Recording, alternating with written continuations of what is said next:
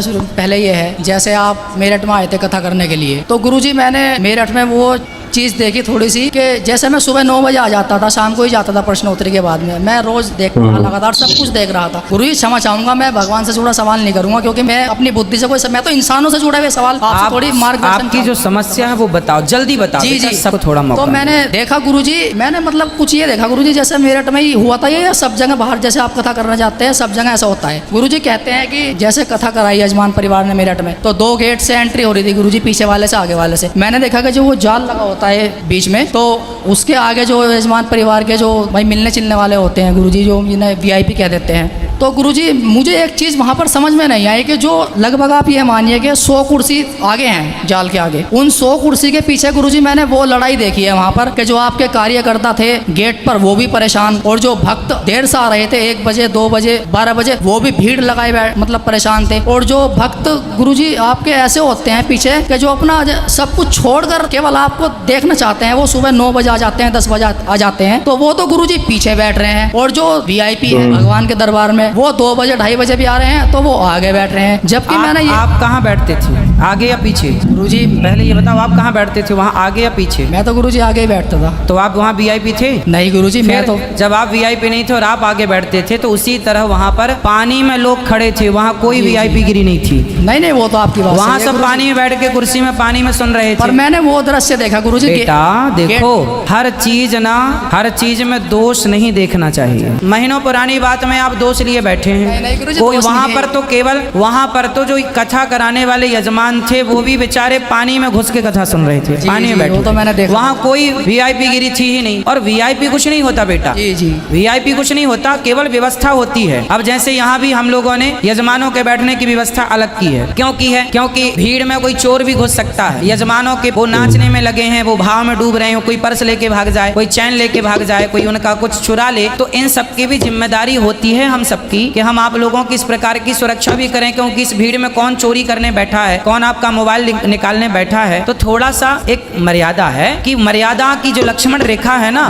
वो रेखा मर्यादा की रेखा है ना। यजमान कार्य कराता है तो उसे सुरक्षा भी तो देखना पड़ता है ना। घर में सब प्रकार के अब बहन बेटियां बैठी हैं, और यदि ये मर्यादा की लकीर नहीं होगी तो कोई शराबी आके कोई बहन बेटी के बगल में बैठ जाए और वहीं नाटक नौटंकी करने लग जाए, तो कौन जिम्मेदार होगा? तो आप देखो बेटा, हर चीज में दोष नहीं होना देखना चाहिए, दोष देखना अच्छा नहीं होता। आप यहाँ बैठे देखो, यहाँ भी बैरिकेटिंग लगी है, और यहाँ कोई VIP नहीं, देखो आप भी वहाँ बैठे हैं जहाँ यजमान बैठते हैं, यहाँ कोई VIP नहीं, लेकिन फिर भी एक व्यवस्था तो बनानी पड़ेगी आपको। आप भी जब कथा कराएंगे अपने घर में तो आपको भी एक व्यवस्था बनानी पड़ेगी, वो व्यवस्था होती है, कोई VIP गिरी नहीं होती। वो तो मैं जानता हूँ गुरुजी के, तो फिर क्यों प्रश्न कर रहे हो? जब जानते हो तो जो कराते हैं ना गुरुजी, उनको टाइम भी नहीं होता है, लेकिन जो उनके जब जानते हो तो फिर प्रश्न क्यों कर रहे हो ऐसे? फिर ये सवाल क्यों? ये सवाल नहीं है, इसे बोलते हैं चतुराई। नहीं गुरुजी क्षमा चाहूंगा गुरुजी, हाँ, ऐसा ये चतुराई है। नहीं गुरुजी ऐसा नहीं है। अब बोलो दूसरा, ये आप कह रहे हैं हम कोई समस्या, ये आपकी समस्या थोड़ी है। नहीं गुरुजी, जो मैंने देखा मैंने वही आपसे। आप तो बहुत कुछ देखते हैं बेटा, लेकिन ये कोई बातें नहीं होती। आदमी व्यवस्था बनाता है, बिना व्यवस्था के कुछ नहीं होता, समझो। आप कभी सत्यनारायण भगवान की कथा कराओगे तो आपको व्यवस्था बनानी पड़ेगी। स्त्रियां यहाँ बैठेंगी, पुरुष यहाँ बैठेंगे, आपके रिश्तेदार यहाँ बैठेंगे, क्यों जी? सबकी व्यवस्था ना बनानी पड़े। आप अपने रिश्तेदारों को पब्लिक के बीच में नहीं बिठा सकते, घर की बहन बेटियों को सबके बीच में नहीं बिठा सकते। जब आप आयोजन करता है तो आप थोड़ा सा अलग व्यवस्था खुद करेंगे। व्यवस्थाएं हैं बेटा, उस व्यवस्था को आप ये ना मानो कि VIP है, कोई VIP नहीं होता। मेरठ में तो सारे लोग, पानी में कुर्सियां लगी थी, जहाँ बैठे थे पानी, कुर्सियों के ऊपर पानी आ गया था। मतलब यहाँ गुरुजी मैंने खुद 7 दिन तक पानी में बैठा, लेकिन उसमें भी आपको दोष दिखाई पड़ रहा है। नहीं गुरुजी, मुझे कोई दोष नहीं दिखाई दे रहा। मुझे तो ये लगा 7वें दिन तो मैं खुद ड्यूटी पे था, मतलब गेट पे मुझे भी लगा दिया था उन्होंने, आपके मतलब जो कार्यकर्ताओं ने। मैंने जो देखा यजमान परिवार के जो थे वो भी मतलब भीड़ में ऐसे आ रहे थे। क्या होता है, बाहर की कथाओं में भीड़ इतनी हो जाती है, कई बार के गेट बंद करने पड़ते हैं, क्योंकि यदि गेट बंद नहीं करेंगे तो एक के ऊपर एक गिर करके किसी की प्रकार की अनहोनी हो जाए। तो देखो सब व्यवस्थाएं बनाने, आप यहाँ पे हजारों लोग बैठे आनंद ले रहे हैं, लाखों लोग बैठे आनंद ले रहे हैं, लेकिन जरा सा किसी को कुछ हो जाएगा तो आप अच्छाई कुछ ना देखेंगे, केवल उस बुराई को लेके हाईलाइट हो जाएगी कि वहां गए थे तो ऐसा हो गया। इसलिए व्यवस्थाएं बनानी पड़ती हैं, अच्छाई कोई ना देखेगा। मैं सारी कथा में अच्छी अच्छी बातें सुनाऊं, अच्छी अच्छी ज्ञान की बातें कहूं, कोई ना सुनेगा, पर जरा सा वाणी से कुछ फिसल जाए, मैं कुछ बोलना चाहूँ, कुछ निकल जाए, तो लोग उसको काट के देखो अनिरुद्धाचार्य जी ने ऐसा कह दिया, ये कह दिया। तो वही होता है, 1,00,000 अच्छाई आपकी ना देखी जाएगी, एक बुराई, क्योंकि जमाना अच्छाई देखने नहीं बैठा, बुराई देखने बैठा है। अब आप भी मेरठ की बात यहाँ लेके आए तो अच्छाई लेके थोड़ी आए हैं, ये भी बुराई की बात लेके आए। नहीं नहीं गुरुजी, मैं तो कोई बुराई की बात कर ही नहीं रहा हूँ गुरुजी। बेटा wanted to ask a question.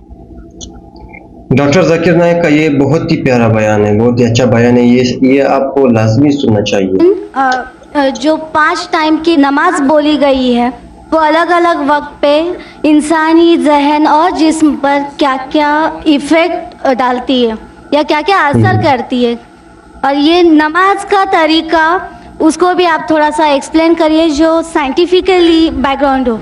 Thank you. 1 question at time, एक सवाल। आपने 4-5 सवाल, हर सवाल के ऊपर एक तकरीर दे सकता हूँ मैं, माशाल्लाह। बहन ने सवाल किया कि नमाज 5 वक्त है, क्यों है, उसके क्या असरात है, क्या फ़ायदे हैं, किस तरीके से पढ़ना चाहिए, हर सवाल पे एक तकरीर कर सकता हूँ। बिल्कुल। अल्लाह सुब्हाना व तआला ने नमाज मुसलमानों पे फ़र्ज़ किया है ताकि जिस तरीके से डॉक्टर कहते हैं कि इंसान को अच्छी सेहत रखने के लिए कम से कम 3 बार खाना चाहिए, उसी तरीके से अल्लाह सुब्हाना व तआला हमारे खालिक है। अल्लाह ने कहा है कि कम से कम 5 बार नमाज पढ़ो। इतनी बुराइयां हैं, इतनी गलत चीज़ है, और मैं तकरीर किया हूँ सलाह द प्रोग्रामिंग टुवर्ड्स राइचियसनेस। सलाह किस तरीके से इंसान को सही रास्ते पे रखती है। तो सही रास्ते पे रखने के लिए हाई चांसेस है, हाई पॉसिबिलिटीज है, इम्कानात है कि हम इतनी बुराई देखते हैं, वी कैन गेट डीप्रोग्राम्ड। तो रीप्रोग्राम करने के लिए कम से कम 5 वक्त ज़रूरी है इंसान को नमाज पढ़ने के लिए। इसके क्या फ़ायदे हैं? कई सैकड़ों फ़ायदे हैं, वक्त की किल्लत होने की वजह से चंद फ़ायदे बयान करूँगा। We can give a lecture only on the scientific benefits. आज साइंस कहती है कि जब हम सलाह पढ़ते हैं, सबसे बेहतरीन जो सलाह का पोस्चर है वो है सुजूद, सजदा। इसीलिए कुरान मजीद में 92 टाइम्स सजदा का जिक्र है, सबसे बेहतरीन। और आज साइंस ये कहती है द हाई पॉसिबिलिटीज ऑफ चिलबेन्स, मुंह की बीमारी आ सकती है। जब हम सजदा करते हैं तो extra flow of blood supply into the face, और खून दौड़ता है मुंह की तरफ, लेस चांसेस ऑफ हैविंग चिलबेन्स, चिलबेन्स होने के इम्कानात कम हैं। अगर कोई इंसान को बीमारी है साइनसाइटिस की, जब हम सिजदा करते हैं the sinuses flow out, ethmoidal sinus, frontal sinus, maxillary sinus, ये सब ड्रेन होता है। और जब हम सिजदा करते हैं there less chances of bronchitis, because the bronchial tree gets drained out. उसके बाद आज साइंस ये कहती है आमतौर पर जब हम सांस लेते हैं सिर्फ 2/3, 2/3 हिस्सा, 2/3 एयर एक्सेल आउट होती है, हम बाहर फेंकते हैं, और 2/3 एयर नहीं लेते हैं। 1/3 air is called as residual air. जब हम सजदा करते हैं, एब्डोमिनल विसरा जो पेट के जो आज़ा है वो डायफ्राम को प्रेस करते हैं, डायफ्राम प्रेस करता है लोअर लोब्स ऑफ लंग, फेफड़े को, ये बाकी 1/3 एयर भी एक्सेल आउट होती है और न्यू फ्रेश एयर अंदर आती है, less chances of disease of the lungs. The abdominal viscera there is increase blood supply, there is less chances of piles.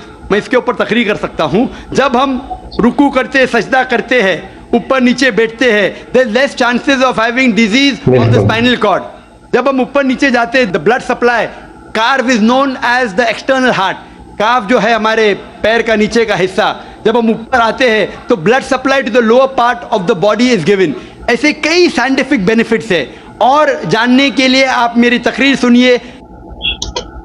ये जो डॉक्टर जाकिर नायक बातें कर रहे हैं, बहुत ही खूबसूरत बातें कर रहे हैं, इसके बारे में अपने राय का इजहार जरूर कीजिए कमेंट सेक्शन में। सलाह द प्रोग्रामिंग टू राइचियसनेस, लेकिन हम मुसलमान ये साइंटिफिक बेनिफिट के लिए नहीं पढ़ते।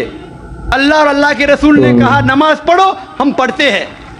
ये साइंटिफिक बेनिफिट साइड डिशेज है, साइड डिशेज है जो गैर मुसलमान को शायद मुतासिर करे। हमारी बिरयानी मेन कोर्स मील है अल्लाह को राजी करने के लिए, अल्लाह का शुक्रिया अदा करने के लिए, अल्लाह से हिदायत